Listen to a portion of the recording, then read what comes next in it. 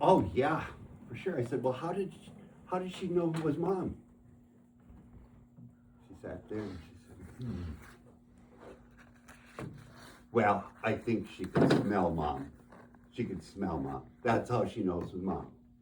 I said, can she see mom? No, she can't see mom, but she can smell mom. He said, okay. Is there any other way that she might know who mom is? And the class was all thinking, and then somebody said, guess what they said next? Here? Here. Mm-hmm. She's been listening to mom through her tummy all the time. She knows mom's voice. Yep. Okay, that's good. I said, so is there another way that she might know mom? Feel. Huh? Feel her. Feel her. She knows what mom feels, okay? And so they thought, okay, I said, there's hearing, there's feeling, there's smell. If she breastfeeds, she probably can taste it, right? I said, so what, is your sister gonna go to daycare? Yep. And I said, did you go to daycare? Yep. I said, so what do you think's gonna happen when your little sister shows up at daycare in 6 weeks? And she can't smell mom, she can't feel mom, she can't hear mom.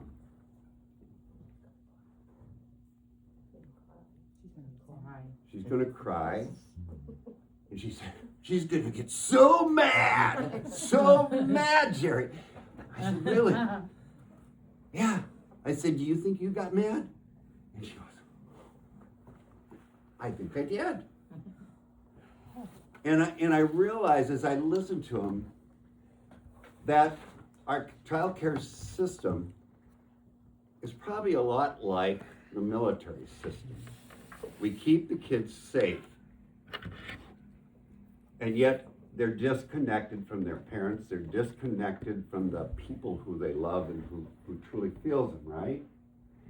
And so these little kids, as infants, as she said, she's gonna be so mad, that anger is gonna be embedded in them. And so when we get these kids coming to school 5 years later, we're trying to understand what's happened because these kids are totally different today than they were 20 years ago. And I truly believe it's that anger that's in the kids that hasn't been released.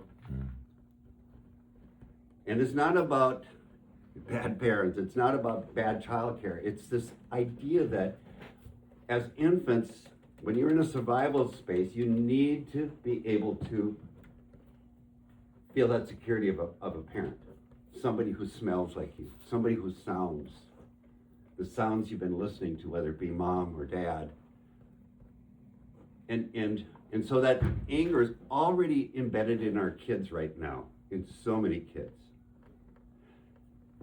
And that, how are we going to get that release? That's our challenge. But I also see it, and now that I've been here over 10 years, I've worked with hundreds of veterans. And I've heard hundreds and hundreds of stories of anger.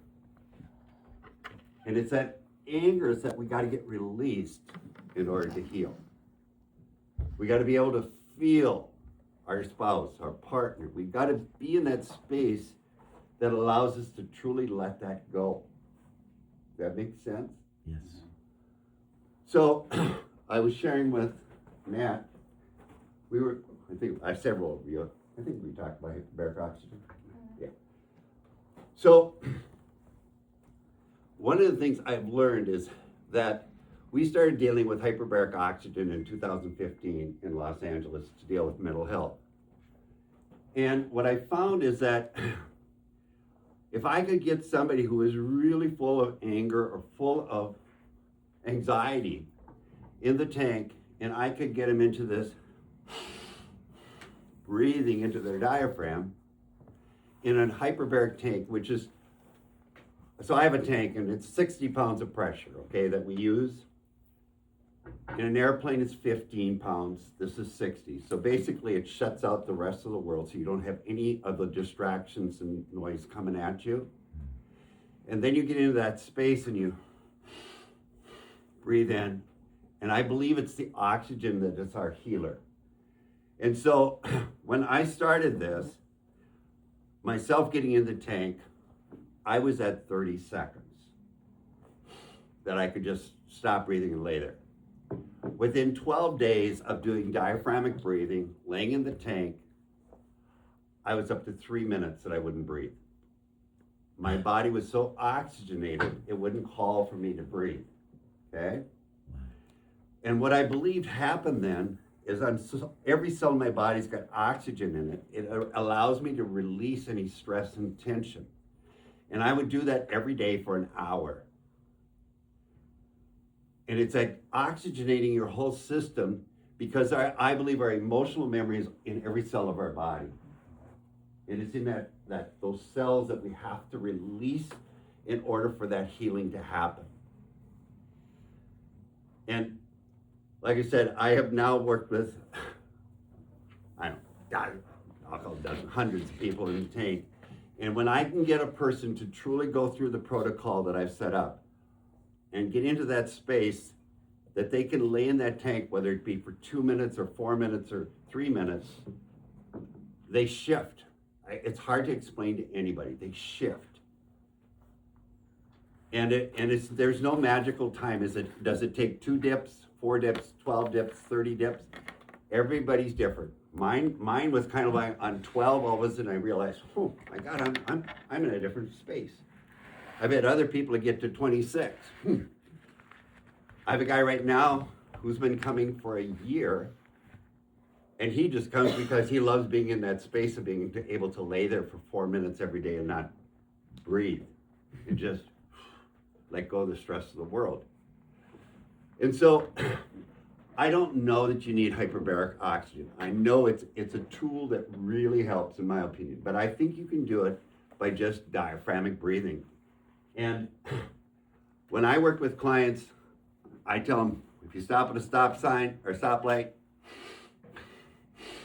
diaphragmatic breathe that whole time, and when you're done, just be in that space that you drive to the next light.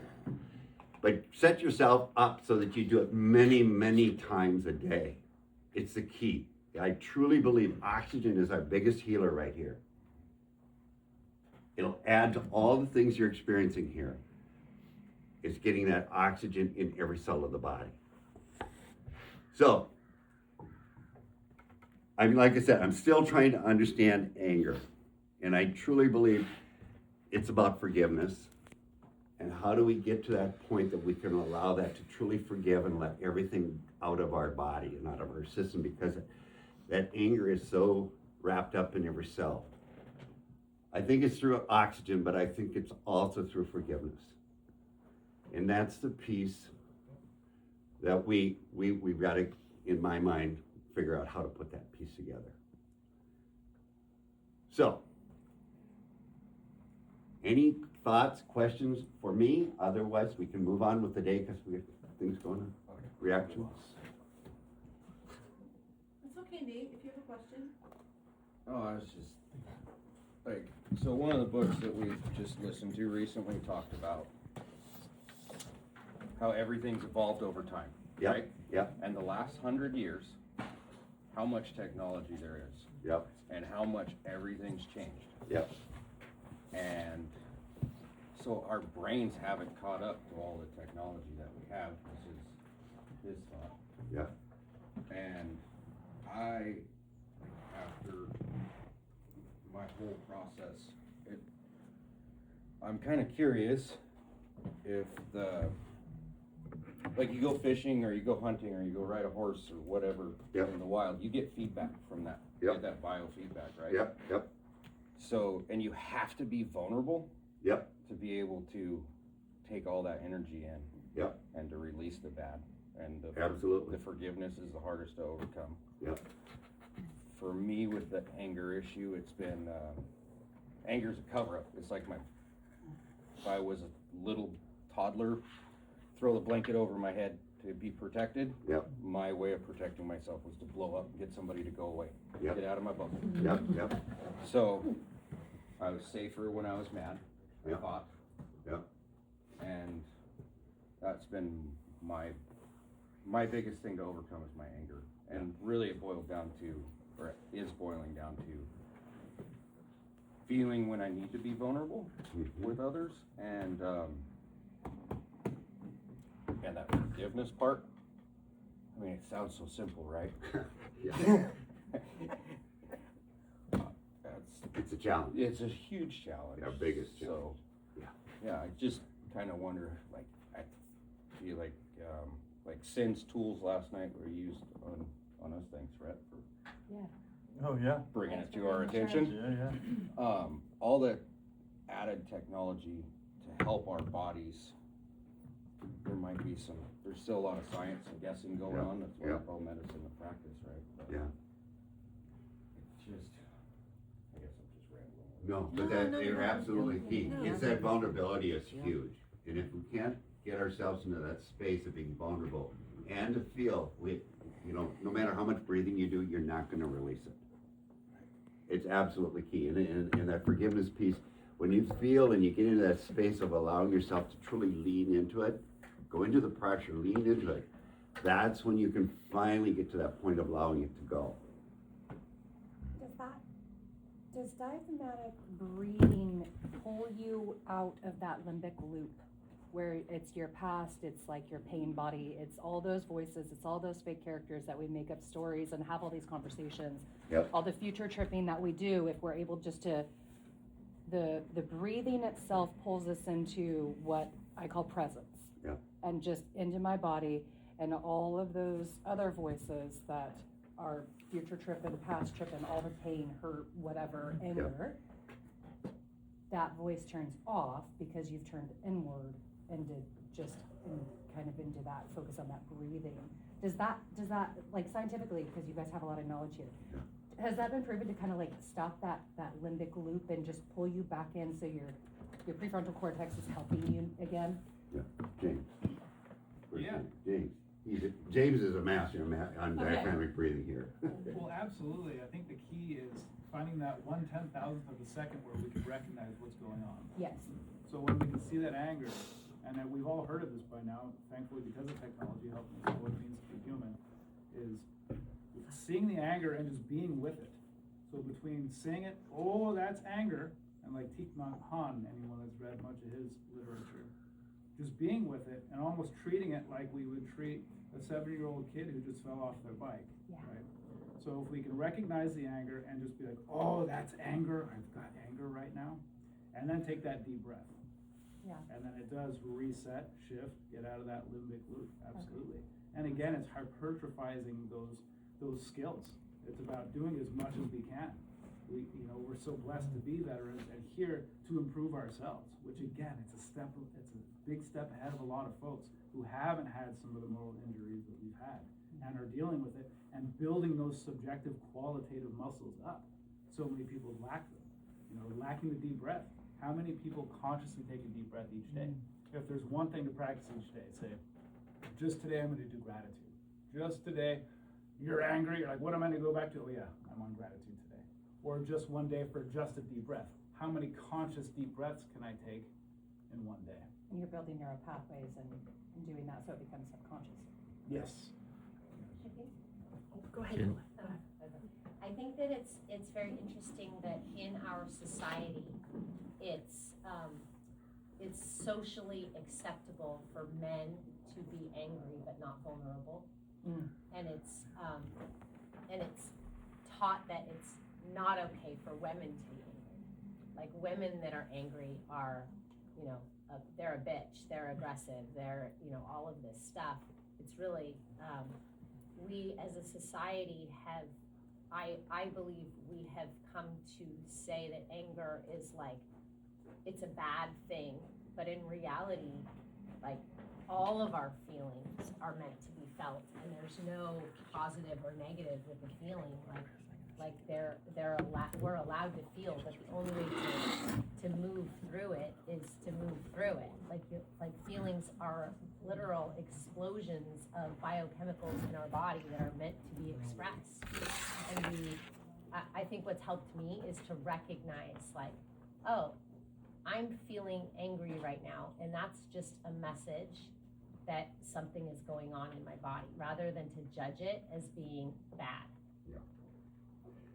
So there's a couple of things here. So I think roles is one thing. So, so many of the ladies I taught with were teachers because their mothers were teachers, their grandmothers were teachers, right? And they get into that because in their emotional memory, it goes down from generation to generation. They know that when I'm in a classroom and they will resort back and do something that their mother did as a teacher or their grandmother. They'll use their strategies and their feelings and their emotions, right? Well, you in the military, if your parents were in the military, you too have this emotional memory from what your parents or your grandparents experienced. And so you too will resort to some of those same things that your parents did when they got into a tough situation or whatever, right? So those roles are part of what comes down in generation after generation. Having been in the same school building for 40 years, I was working with great grandparents of the kids I had those last years. And so you start seeing those patterns show up in every level. Every kid has this patterns that the great grandfather had, right? Or grandmother. And we don't realize that. But here's what's happened is that the world is changing so fast right now that those jobs and tasks that were before no longer exist. And so we're now, our kids are stepping into a world of they have no way to use what their parents gave them, right? And it's creating a stress in them that they don't know, because it just, nothing seems to make sense right now, because what we have today might be different 3 months from now, right? And so we're creating this anxiety not only in ourselves but in them. But the other thing is that I'm gonna go back to it. So I have this software that analyzes your emotions within your cellular memory. So if you give me your name, it'll identify what are the emotions that you're hanging on to, okay? Or what is it to the emotions that allow you to be who you are? But here's the interesting piece that's happened over the last 10 years, 15 years, is that there are these feminine feelings and there are these masculine feelings. And what do you think I'm experiencing now with men and women? Gender dysphoria and confusion. Yeah. It's because most of our jobs out there are no longer gender identified. You don't need to be a masculine to do this job. You don't need to be feminine to do this job. So what used to be feminine, what used to be masculine, it's all mixed up now. Everybody says, well, if you're a female, you're so much more sensitive. I will tell you, I work with a lot more men that are sensitive than women. And it's not good or bad. It's the reality of what we're living in now, right? So I think it's just having that awareness. It's not about, well, I'm going to change this, I'm going to do this. It's about having this awareness so that we often try to fix things that we don't need to fix.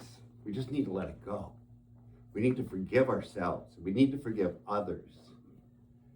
And that when we get into that space, then we're allowed to stop some of the noise that's coming at us. That making sense? Yes, Bill. That makes perfect sense, and this is very, in a good way, provocative to generate more follow-on thought. And so I wanted to add some value to this conversation. Yep. So I know no one's saying to just move out of that space, because you're saying press into it, right? But then becomes how? How do we actually do that? And so I'm going to use a vignette from yesterday. Yeah. I think that will be very telling, and I'm going to be vulnerable here. So I think everybody has noticed that I had displayed anger in having been interrupted. And I'm not going to say any names. I might look at somebody or I might not, but I'm not going to say names. And then I had to look at that, and it took till this morning and the conviction of the Holy Spirit to say, wait, why are you getting angry? So I had to do the deep dive, and I love the deep dive and the business deep dive. And I said to Josh, Josh, we have the same wound. And there's a pattern, but there's also a position in family. If you're an only child, normally they don't have this issue. But if you're the oldest child in a family, you get acknowledged by mama and or dad or others for having done wrong. And that's about it, usually, right? Unless the parents are well adjusted, which is rare. If you're a middle child, you're consumed, the family's consumed with the older child's mess ups, and they're not addressed as wisdom and learning and experience. The parents are going, well, kid, you're learning. This is just wisdom. You make more mistakes. They're going, they're getting whooped. As the middle child gets, or the second gets a little bit missed, right? When there's a baby.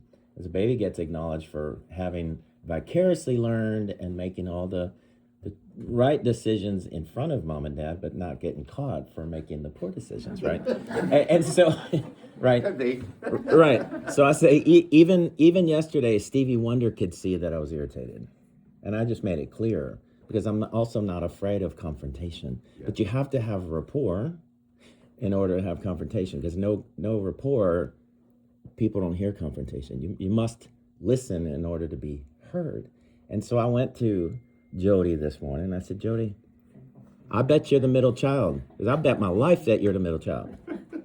Yeah, I'm the middle child. How'd you know? Because we have the same wound, which is why I get so irritated when I get interrupted, because I have that wound and I want to be heard, and I think you do too. And she's like, yeah, how'd you know I'm the middle child? I said, because you press against my wound just in the same way, shoulder to shoulder, hand to hand, we press against each other's wound, and we can feel it and sense it.